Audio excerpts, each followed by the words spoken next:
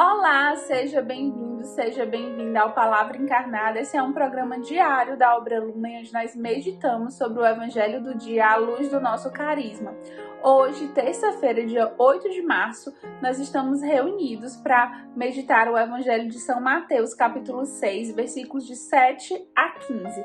Mas antes de fazer a leitura do Evangelho, vamos afirmar que nós estamos reunidos em nome do Pai, do Filho e do Espírito Santo e vamos clamar a presença desse Santo Espírito para que ele esteja conosco, para que cada palavra falada encontre um terreno fértil no nosso coração e para que tudo que nós meditarmos aqui se torne de fato vida concreta, se torne em atitudes vividas no nosso cotidiano. Que o Senhor então nos guie na leitura desse trecho do Evangelho. Naquele tempo, disse Jesus aos seus discípulos: quando orardes, não useis muitas palavras, como fazem os pagãos. Eles pensam que serão ouvidos por força das muitas palavras. Não sejais como eles, pois vosso Pai sabe do que precisais muito antes que vós o peçais. Vós deveis rezar assim: Pai nosso que estais nos céus, santificado seja o teu nome. Venha o teu reino, seja feita a tua vontade, assim na terra como nos céus. O pão nosso de cada dia dá-nos hoje. Perdoa as nossas ofensas, assim como nós perdoamos a quem nos tem ofendido. E não nos deixeis cair em tentação, mas livra-nos do mal. De fato, se vós perdoardes aos homens as faltas que eles cometeram, vosso Pai que está nos céus também vos perdoará. Mas se vós não perdoardes aos homens, vosso Pai também não perdoará as faltas que vós cometestes. Palavras da salvação, glória a vós, Senhor. Então, meus irmãos, hoje nós abordamos um evangelho em que Jesus fala para a gente sobre a oração. E nesse tempo de quaresma que nós iniciamos, que nós temos vivido, muito provavelmente você já ouviu falar, num desejo, num convite da igreja para que nós aprofundemos a nossa vida de oração. Afinal, a oração é um dos pilares, dessa vivência espiritual da quaresma, desse retiro que é a quaresma e que nós somos convidados a fazer em unidade com toda a igreja. E Jesus hoje nos fala da oração, inclusive diferenciando a oração do cristão, a oração dos discípulos, com a oração dos pagãos.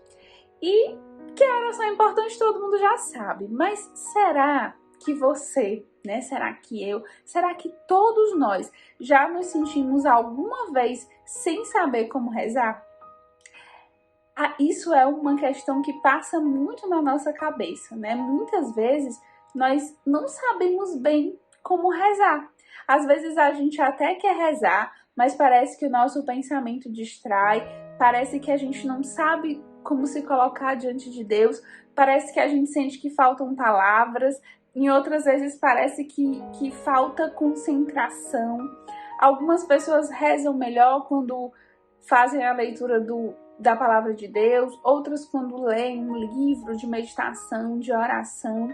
Então, esse evangelho, ele tenta simplificar para nós, Jesus busca simplificar para nós, Jesus nos ensina a rezar. Então, se você alguma vez já teve essa dúvida sobre como é que é a forma correta de rezar, esse evangelho de hoje, Jesus nos fala como rezar.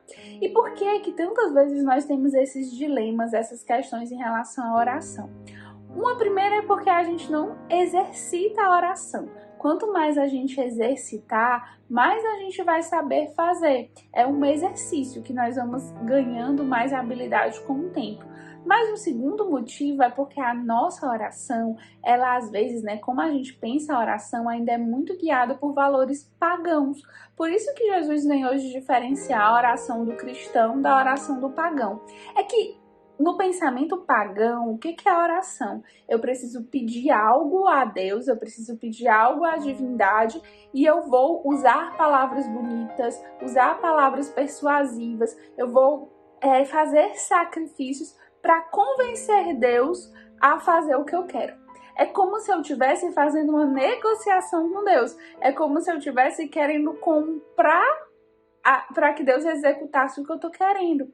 E quando a gente pensa assim, a gente começa a enfeitar a oração, começa a achar que a oração é aquilo que de fato ela não é, porque é exatamente o contrário. A oração do cristão, ao contrário, deve ser um momento de escuta, ou seja, é um ato que não parte de nós, né? A gente pensa assim, é um ato que parte de nós para mudar a vontade de Deus. Não, a oração é o contrário. É um ato, sim, do nosso coração sedento por Deus, mas que faz a gente escutar, que faz a gente ruminar a vontade de Deus e acolher a vontade de Deus. Não é pedir para que seja feita a nossa vontade, é, na verdade, abrir espaço para que o nosso coração acolha a vontade de Deus. Então, por mais que durante a oração a gente fale, a gente repita, essa é uma fala que abre os nossos ouvidos. Então, a gente está falando ali, a gente está repetindo, mas a gente está ouvindo Deus cada vez mais. E a nossa oração deve ser uma oração que se acomoda à vontade de Deus, né? Que deseja a vontade de Deus. Um dos exemplos de oração é a oração de Jesus no Horto das Oliveiras. Jesus estava lá, né, assim, prestes a ser entregue, a sofrer toda a paixão, morte, né, a cruz, e ele tinha um desejo, que era: Pai, se for possível, afasta de mim esse cálice, mas que seja feita a tua vontade e não a minha. E é assim que deve ser a nossa oração. A gente deve pedir, claro, a gente deve dizer o que a gente acha que é ali o melhor, mas acolher a vontade de Deus. E outra coisa também que nos afasta de uma possibilidade de uma oração satisfatória, boa, é que muitas vezes nós imaginamos Deus como aquele que faz as coisas acontecerem, e parece que o que Deus faz acontecer sempre é o mais difícil, né? Sempre é o mais pesado, e nós precisamos quebrar essa relação de Deus, vendo Deus assim como algo muito distante, como muito assim temor, né? Nós devemos ter temor a Deus, mas a oração deve ser também esse encontro com o Pai misericordioso.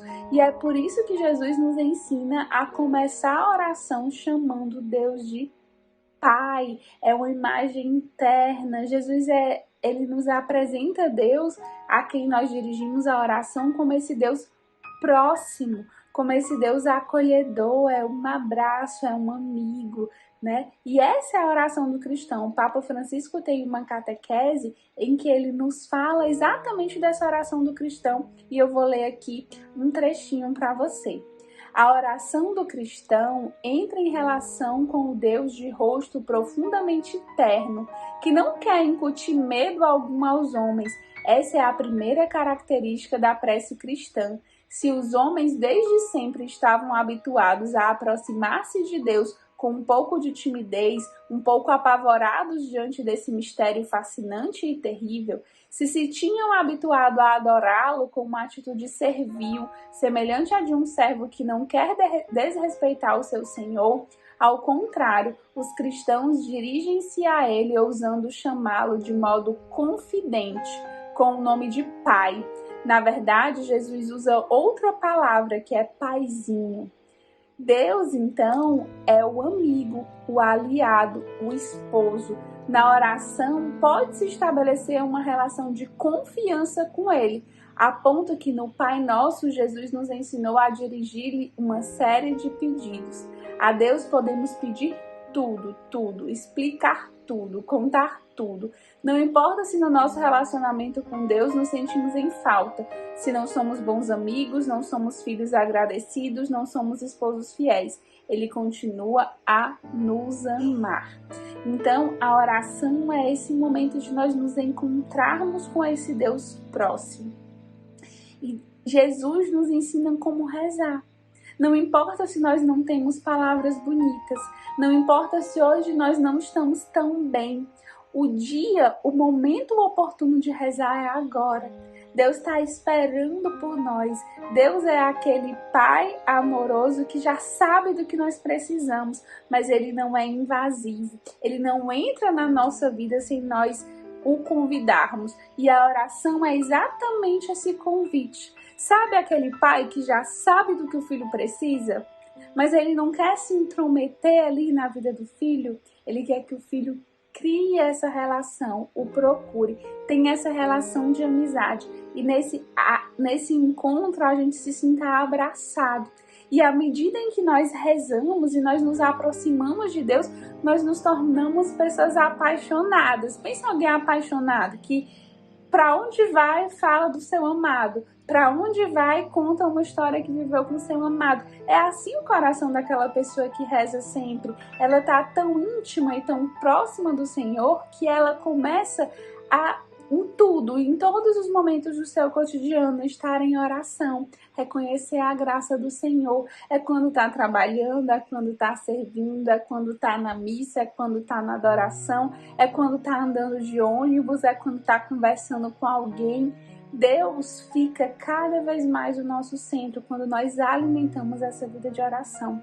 Então, meus irmãos, o convite de hoje é para que nós vivamos cada vez mais aprofundado esse convite quaresmal de viver a vida de oração, reconhecendo esse Deus terno, próximo, mas reconhecendo que nós temos uma urgência, que o nosso coração tem uma sede urgente por Deus, pelo Cristo, e nós precisamos começar hoje a ter uma vida de oração.